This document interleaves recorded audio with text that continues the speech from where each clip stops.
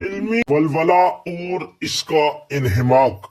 چونکہ اصل دین کلمہ توحید ہے اور وہی سب کمالات کی بنیاد ہے، جب تک وہ نہ ہو کوئی کار خیر بھی مقبول نہیں۔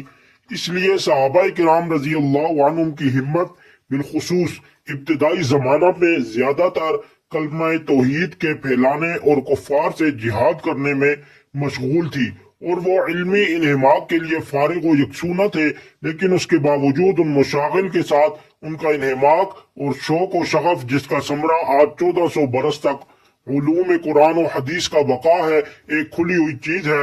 ابتدائی اسلام کے بعد جب کچھ فراغت ان حضرات کو میسر ہو سکی اور جماعت میں بھی کچھ اضافہ ہوا، تو آیت کلام اللہ نازل ہوئی، جس کا ترجمہ یہ ہے: مسلمانوں کو یہ نہ چاہیے کہ سب کے سب نکل کھڑے ہوں، سو ایسا کیوں نہ کیا جاوے کہ ان کی ہر بڑی جماعت میں سے ایک چھوٹی جماعت جایا کرے، تاکہ باقی ماندہ لوگ دین کی سمجھ بوجھ حاصل کرتے رہے، اور تاکہ وہ قوم کو جب وہ ان کے پاس واپس آویں ڈراویں، تاکہ وہ احتیاط رکھیں۔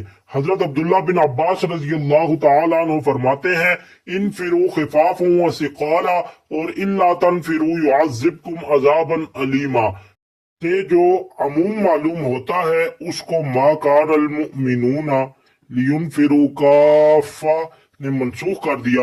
صحابہ کرام رضی اللہ عنہم اجمعین کو حق تعالی شانہ نے جامعیت عطا فرمائی تھی، اور اس وقت کے لیے یہ چیز نہایت ہی ضروری تھی کہ وہی ایک مختصر سی جماعت دین کے سارے کام سنبھالنے والی تھی۔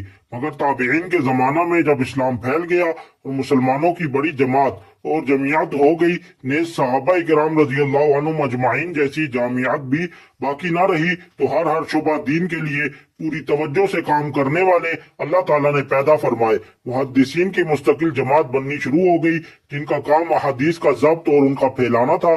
فقہاء کی علیحدہ جماعت ہوئی، صوفیاء، قراء، مجاہدین، غیر دین کے ہر شعبہ کو مستقل سنبھالنے والے پیدا ہوئے۔ اس وقت کے لیے یہی چیز مناسب اور ضروری تھی۔ اگر یہ صورت نہ ہوتی تو ہر شعبہ میں کمال اور ترقی دشوار تھی۔ اس لیے ہر شخص تمام چیزوں میں انتہائی کمال پیدا کر لے، یہ بہت دشوار ہے۔ یہ صرف حق تعالی شانہ نے انبیاء علیہ الصلاۃ والسلام، بالخصوص سید الانبیاء علیہ افضل الصلاۃ والسلام ہی کو عطا فرمائی تھی۔ اس لیے اس باب میں صحابہ کرام رضی اللہ عنہم کے علاوہ اور دیگر حضرات کے واقعات بھی ذکر کیے جائیں گے۔